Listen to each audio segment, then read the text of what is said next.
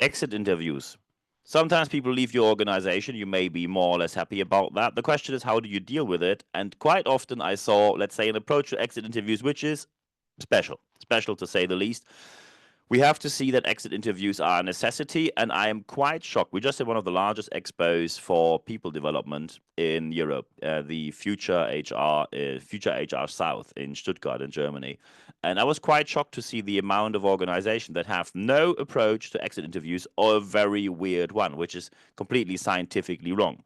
And now we have to see what's the right approach, and also what is the benefit for you to do an exit interview, because when someone's leaving, just waving them goodbye might, at least in the short term, be a reaction which you appreciate or which you think that might be right. But let's face it, it's not really sustainable. We can do better than that. So let's go. As soon as you say exit interview, it always means that someone left your organization. That can happen in different ways, in a natural or an unnatural way. The natural way is that people, for example, say, hey, I retire. That is the natural way. There's always a fluctuation naturally. And sometimes there are events which are beyond your control. I'll give you an example from my business. Someone who came back from their Canada vacation, they were in Canada for 6 weeks, came back and said, I fell in love with someone, I'm going to move to Canada. When you think, isn't that a bit quick? First, it's none of our business.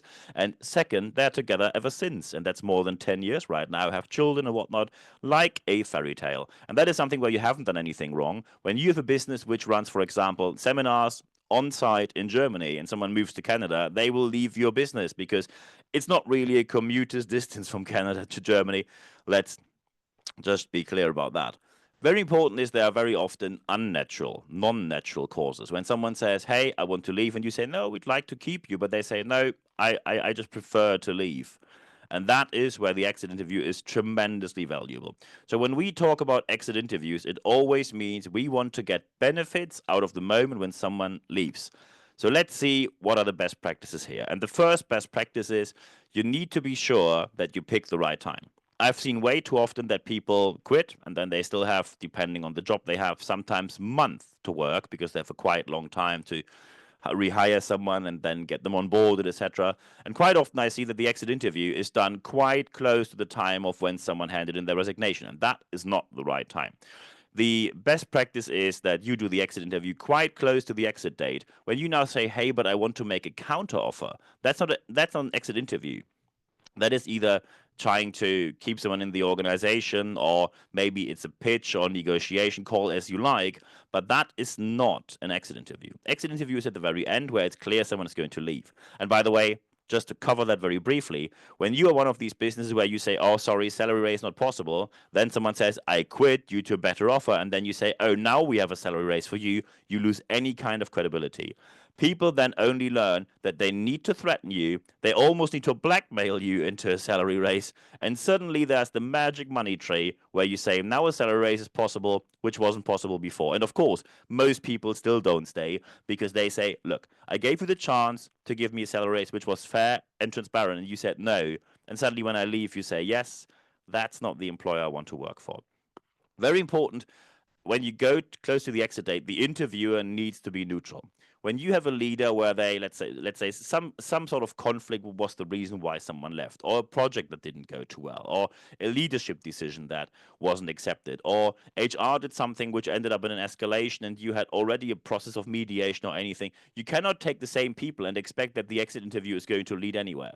The only thing that happens here is when you have non-neutral people doing the exit interview, is that people say, interesting, thank you, yes, no, okay, are we done? Goodbye. You will not gain any insights from the exit interview.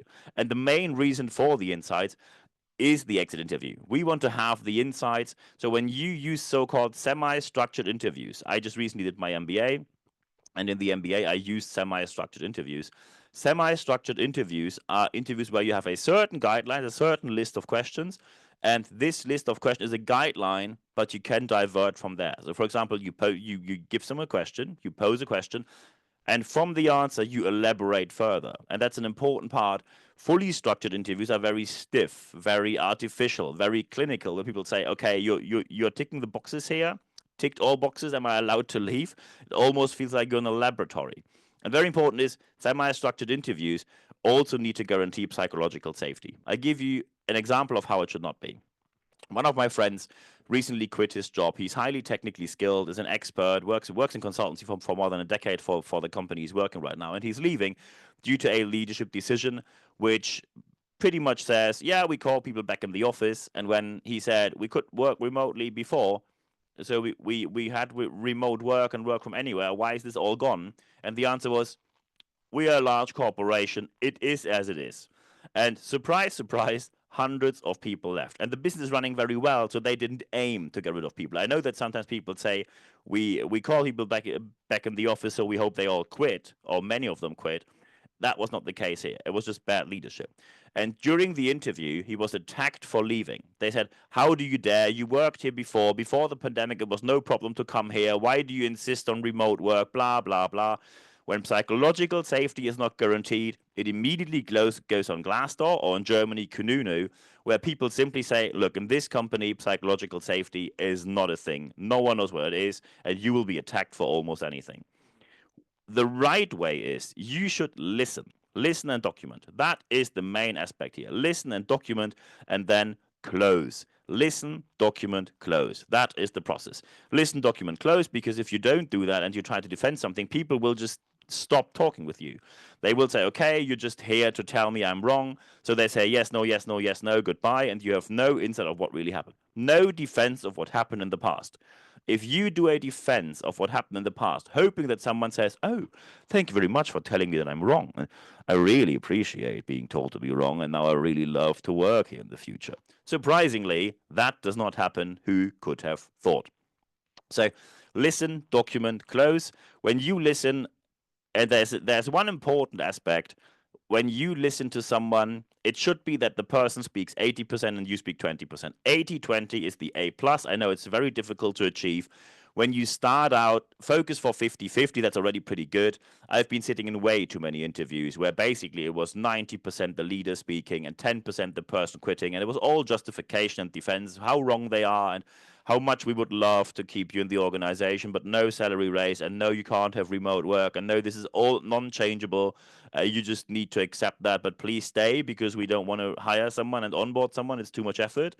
People get that very quickly, and then the exit interview will become completely pointless. So what are the benefits of exit interviews? And the first aspect, of course, people will say, well, I just want to know, why did someone leave? And that's exactly the number one benefit, the reason. However, the reason always has layers. There's a very simple truth here. It's people do not leave organizations. People do not leave companies. People leave people. The number one reason why people leave organizations is leadership behavior. A leader does something, sometimes even without knowing what harm they did, and then someone says, my satisfaction's down the drain, I'm checking for other jobs, especially today. Especially when someone's qualified, they reasonably quickly find other jobs. And when you look at the demographics in the future, plus the political aspect that people suddenly say for absolutely no reason, we want less immigration. We have less people born, we have less people per family, we have less people graduating, we have less people in total in the country, and someone says no immigration. So we're going to run into a massive, massive shortage of talent, and that is going to make it even easier for people finding new jobs. So the reason, the satisfaction, the leadership aspect is always the step number one that you have to find out. It tells you a lot about your culture. When you want to talk about your culture, it always means that someone says, look, we have these posters on the wall where people say respect is a corporate value. And here are situations 1, 2, 3, 4, 5, where I was dealt with no respect. And that tells you where you have to act. Also, by the way, besides culture, compensation is often the topic. Often people say, I wanted the salary raise, you said no, so I move on. Or people say, I wanted to advance my career, it just was not possible. But there are positive examples of small and mid-sized enterprises, small and mid-sized businesses where people actually know how to deal with this. I give you an example from my circle of friends. One of my friends was a leader in controlling, and he worked his way up, really, bachelor's degree, master's degree, the full lot, and then worked from the assistant's job, from being an intern to being the leader of the controlling department. And then the owner of the business stepped up to him and said, look, I see what you're doing here, and I see where you want to develop. We're a mid-sized business. there's a certain point where this gets boring for you. I know that you will go to some large corporation, have a career there. Could you please tell me 1 year in advance so we can find someone, have a proper handover, and then I can wish you farewell? And this is exactly how it happened. People appreciate when you tell them, hey, as soon as you have the idea of maybe leaving, we have a process for that. Could we please do it together instead of leaving holding grudges or being angry? And that is possible. And by the way, for this 1 year, there was a full handover with an absolutely seamless transition. And you know how it usually goes. Someone quits, then they put on the table their rest, all the rest of the days they have paid off, so the rest of the paid vacation. And then usually only a couple of days are left. So they say, well, I'm a controlling leader here and I'll leave in 3 days. So good luck with a handover. I'm going to explain people something in 3 days. And then the chaos is going to break loose. And good luck finding someone. It takes 6 months to find someone and 6 months to onboard. So here we are. There are better ways. And by the way, the improvement of that career approach happened because the owner did exit interviews, found out that sometimes people want to go for large corporations, and instead of being jealous or saying, I don't like when you leave, he said, I embrace it, and we find a solution together. And by the way, many of these people now find talents for him, making him save money on recruiting. And some people, by the way, went to corporate and then came back and said, yeah, money was nice and everything, but corporate has its downsides. It's all a bit very process oriented, and here's a bit more, I don't want to say chaotic or spontaneous, let's call it pragmatic, and people just like that. So some people just came back. When you then have that as well, always be sure that you need a process for improvement. When people see, oh, okay, so you're picking up all my lines here, and you save it in a file, and that's it. Then very quickly people will put online, hey, they have an exit interview, which is completely pointless because no one's going to do anything. They promise a lot, they don't keep anything of it. So the process needs to focus on what needs to be improved. Sometimes you say, hey, we can't improve anything. If someone says, hey, I want to move to Canada for the love of my life, you can't say, we open a Canada location for people falling in love in Canada, or most likely that is not a viable business opportunity. However, in many cases, especially, for example, leadership misconduct, you can do something from training to coaching to changing things to replacing leaders as the very last option. There are options you can change. Very important here, as soon as you now say, how do I get this implemented? Step number one is when people do exit interviews, you need to train them professionally. If you don't train them professionally, people will not do it well. I've been sitting in way too many exit interviews where the leader was talking 90% of the time, and basically the other person was a spectator allowed to comment on what the leader says. And as soon as someone says, yeah, but you promised me a salary raise, and suddenly when the time arrived, you said, oh no, the salary raise is cut in two halves. One is in 2 years and the other one in another 2 years.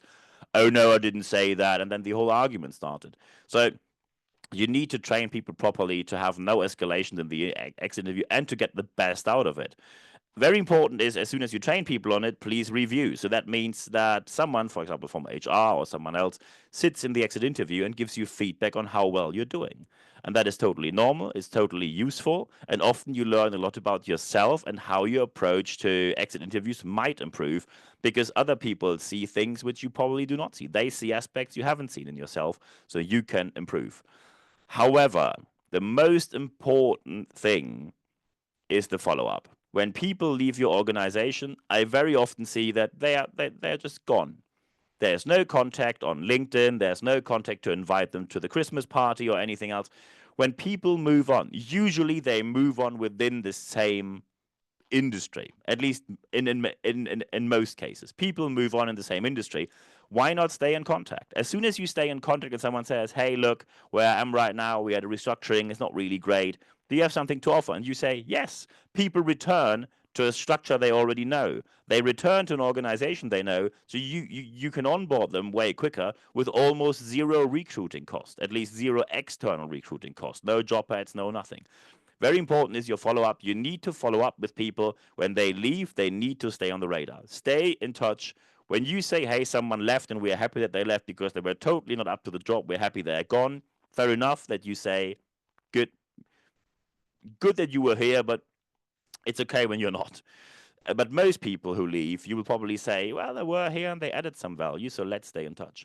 And inviting these people to, for example, networking events or the Christmas party or the end of year party or any other party you have, any kind of event you have, makes people stay in touch with you. And as soon as they say, well, I'm right now, I'm not really happy, you are the first person on the radar, especially within a couple of years. You have a whole network of alumni. And these alumni talk positively about you on the market because they see that you put effort into this. And often these people can bring in people to your organization and say, hey, want to do an internship? Do it here. I started here as well. So see the value of alumni because then you have another big aspect of recruiting covered. When we sum this all up, very important is train your people, do your exit interviews well, but focus on the listen, document, and close. It is not about telling people they were wrong and you need to stay. As soon as you do great exit interviews, it will be a benefit on all counts. And I wish you all the best doing so. And when you now say, hey, I'd like to discuss something, feel free to do so. I'm very happy to discuss with you. So first, when you're listening on YouTube, feel free to like and subscribe, of course, comment. And when you're now not listening on YouTube, when you're not watching YouTube, but you are on Apple Podcasts or Spotify, be sure to leave 5 stars if you liked it on Apple Podcasts or Spotify. And also, of course, when you are on YouTube, subscribe and put a thumbs up here or the alarm bell so you don't miss future videos. Of course, I'm always very happy when you recommend this amongst friends and family and colleagues. So we keep all of this growing. Thank you very much. We're now doing it for quite some years, and we, especially with the podcast, are close to 100,000 listeners now, which is just amazing. I never expected it to get to that size. Very important here is one thing we only offer on YouTube is the YouTube Shorts. Leadership tips on a daily basis, every single day of the year, at least one per day, sometimes even more. It is important that you see that these are not 15 minutes. These are always 60 seconds or less, the so-called YouTube Shorts. Feel free to go to my channel and watch the shorts there, so you're always updated on actual events. It's often about either politics, free enterprise. It's always about things that actually happened, and sometimes things are very good, and sometimes things are not so great. And then we talk about that as well. When you now say, I'd like to discuss something with you, but not in the comment section, I'd like to discuss it privately, feel free to send me an email. nb@nb-networks.com is my email address. I'm looking forward to hearing from you. Feel free to go to my website, nb-networks.biz. And when you now say, hey, I'd like to have live sessions with you, feel free to do so. When you go to expert.nb-networks.com, you can sign up there to the leadership letter with your email. No worries, it's just one email every week, 100% content, ad-free guarantee. In this email on Wednesday morning, you receive full access to all articles, no paywall or nothing, full access to all podcasts, more than 400 in German and English available. And of course, you see when is the next date, when is the time for the next live session. And also in this email, you get the link where you can access the live session. I'm looking forward to being in touch with you there. However, the most important aspect now is the last one.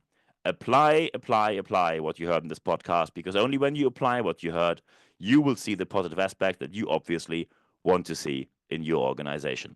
I'm wishing you all the best doing so. If you need any kind of help, training, coaching, anything, just drop me a line and we'll take it from there. Looking forward to seeing you here again next week. And today, there's only at the end of this podcast, there's only one thing left for me to say. Thank you very much for your time.